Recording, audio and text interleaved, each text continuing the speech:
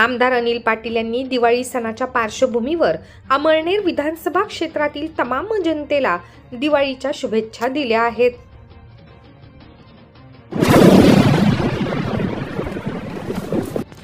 दादा, दिवाळी आहे, आजपासून दिवाळीची सुरुवात झाली। अमळनेरकर जनतेला काय संदेश देणार?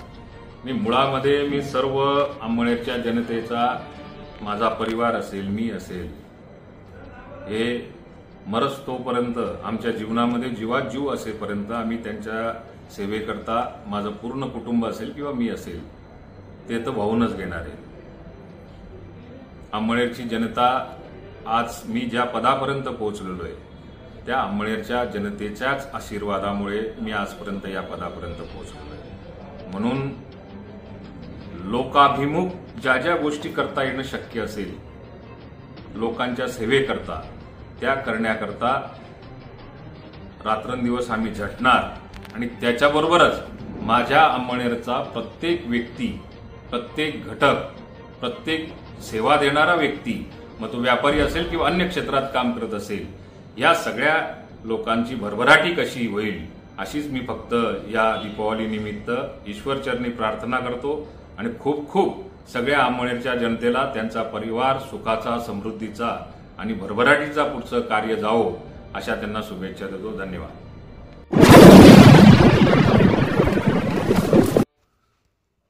सध्या नगर परिषदेच्या निवडणुकीचे वारे जोमाने वाहू लागले आहेत। कोणाला नगरसेवक तर कोणाला नगराध्यक्ष पदाचे स्वप्न पडू लागले आहे। मात्र जो जनतेला त्रास देईल, ज्याच्या नगराध्यक्ष पदावर बसण्यामुळे कोणाला त्रास होईल, असा उमेदवार आम्ही देणारच नाही, असा विश्वास आमदार अनिल पाटील यांनी दिवाळी सणाच्या पार्श्वभूमीवर अमळनेर 7 न्यूजशी बोलताना व्यक्त केला आहे। इतकेच नव्हे तर स्वतःच्या हितापेक्षा जनतेचे आणि पालिकेचे हित बघणारा, सर्व समाज घटकांना सोबत घेऊन जाणाऱ्या उमेदवाराला पसंती देऊ। मात्र त्याआधी शहरातील प्रतिष्ठित व्यापारी, राजकीय, सामाजिक क्षेत्रातील मान्यवरांशी तसेच उमेदवारी करणाऱ्या भावी नगरसेवकांसोबत चर्चा करू।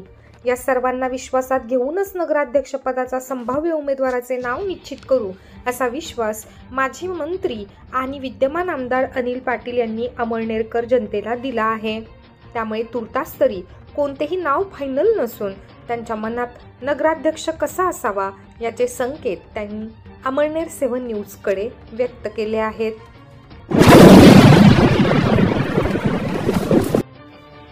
माजी खासदार उन्मेष पाटील हा नौटंकीबाज असून त्याला भाजपाने कमरेत लाथ घालून हाकलल्याने त्याला नैराश्य आले आहे आणि त्यामुळेच त्याने अमळनेर प्रांत कार्यालयात महिला खासदारासह माझ्या बाबतीत शिवराळ भाषा वापरली। ही अमळनेरची संस्कृती नसून उन्मेष पाटील म्हणजे चाळीसगावमधील विकृती असल्याचे आमदार पाटील यांनी अमळनेर 7 न्यूजशी बोलताना सांगितले।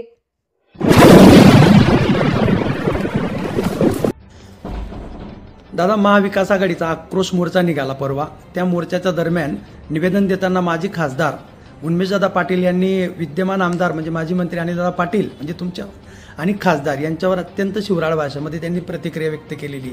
काय सांगाल दादा?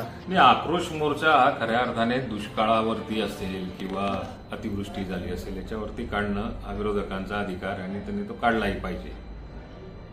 यांच्या आक्रोश मोर्चामुळे अमळनेरला आतापर्यंत मागच्या 5 वर्षामध्ये मी काही जी मदत मिळवून दिलेली आहे, यांच्या कोणत्याच आक्रोश मोर्चामुळे ती मिळालेली नाही, ही वस्तुस्थिती आहे। अमळनेरच्या जनतेला हा विश्वास आहे की आपला अनिलदादा आपल्या हिताचंच पाहतो। आपल्याला डीबीटीने डायरेक्ट जी काही मदत यायची असेल ती डीबीटीने त्या शेतकऱ्याच्या खात्यावरती मी पोचून दाखवलेली, मोर्चाने काढलेला पण पोचून काढलेली। ज्या ज्या ठिकाणी शेतकऱ्याला आवश्यकता असेल, ज्या ज्या ठिकाणी शेतकऱ्याला मदतीची गरज असेल, हे फक्त निवेदन देतील किंवा मोर्चा काढतील, स्टंटबाजी करतील, पण प्रत्यक्ष ग्रामपंचायतीच्या स्तरापासून तर मंत्रालयाच्या स्तरापर्यंत ज्या ज्या गोष्टीचा ज्या ज्या ठिकाणी पाठपुराव्याची आवश्यकता असते त्या नियमाला धरून किंवा नियमात बसून आपल्याला शेतकऱ्याला मदत द्यावी, या फेवरचा मी आहे, होतो आणि आयुष्यामध्ये भविष्यात सुद्धा राहणार आहे। राहिला प्रश्न शिवराळ भाषेचा, माजी खासदार उन्मेष पाटील यांनी जी काही शिवराळ भाषा वापरली, मुळात हा एखाद्या शेतकऱ्याच्या नशिबामध्ये कंपनीचं बोगस बियाणं येतं आणि त्या बोगस बियाण्यामुळे त्या पिकाची उत्पत्ती ही खराब होताना आपल्याला दिसते.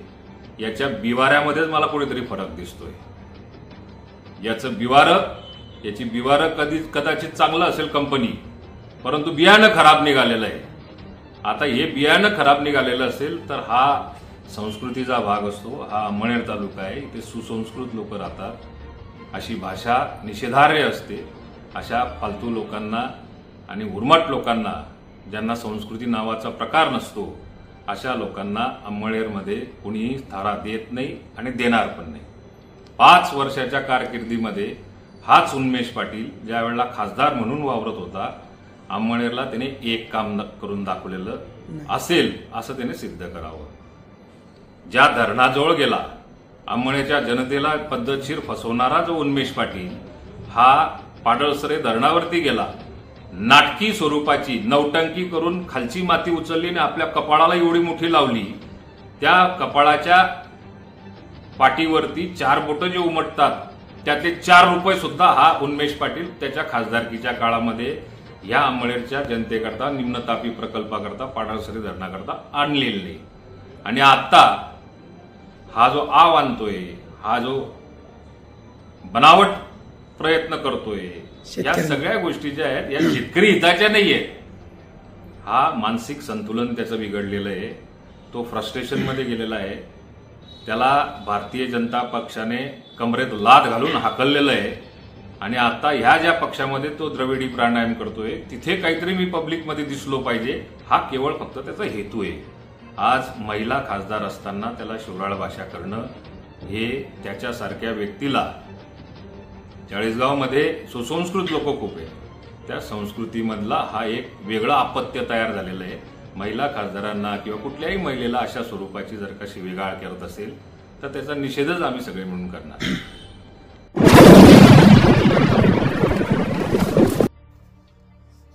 मागाहून ट्रकने मोटरसायकलला धडक दिल्याने मोटरसायकलस्वार जखमी झाल्याची घटना 17 ऑक्टोबर रोजी 7:45 वाजता घडली.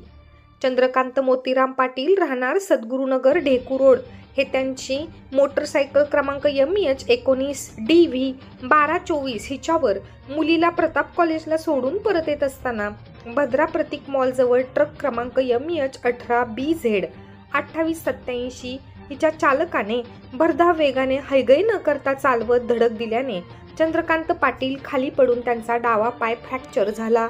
त्यांना उपचारासाठी श्री ॲक्सिडेंट हॉस्पिटलमध्ये दाखल करण्यात आले. जखमीचे भाऊ नंदकुमार मोतीराम पाटील यांनी फिर्याद दिल्यावरून अज्ञात ट्रक चालकाविरुद्ध मोटर वाहन कायदा 184 प्रमाणे गुन्हा दाखल करण्यात आला असून तपास हेड कॉन्स्टेबल अशोक साळुंखे करीत आहेत.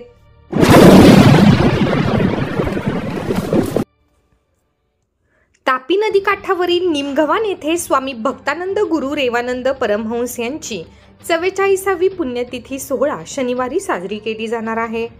जयश्री दादाजी धुनीवाले प्रतिष्ठानतर्फे स्वामी भक्तानंद गुरुदेवानंदजी यांचा 44वा पुण्यतिथी सोहळा धनत्रयोदशीच्या दिवशी आयोजित करण्यात आला आहे. सकाळी 5 ते 7 या वेळेत पूज्य स्वामीजींचा समाधीचा अभिषेक, तर 8 ते 12 या वेळेत निशाण व पालखीचे मिरवणूक काढण्यात येणार आहे. दुपारी आरती व तीर्थप्रसाद आणि महाप्रसादाचे आयोजन करण्यात आले आहे. या कार्यक्रमासाठी 1 दिवस अगोदर बाहेरगावाहून पायी दिंड्या ध्वज निशाण घेऊन रात्री दाखल होत असतात. कार्यक्रमासाठी जय्यत तयारी करण्यात आली आहे.